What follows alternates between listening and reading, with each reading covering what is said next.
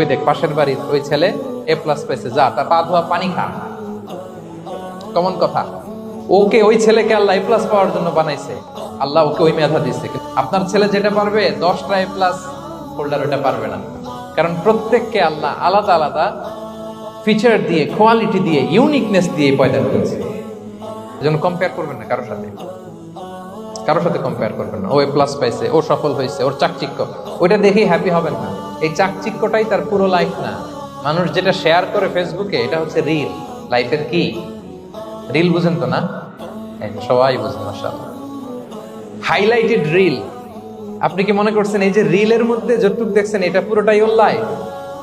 আরে ভাই, ওরও অনেক কষ্ট আছে, ওরও অনেক ব্যর্থতা আছে, ফেলিওর আছে, ওইটা ও ঢেকে রাখে, ওটা তো প্রকাশ করে না। দেখবেন আমরা ফেসবুকে ছবি শেয়ার দিলে কি করি? সবচেয়ে ভালো ছবিটা খুঁজি, হ্যাঁ, হাসি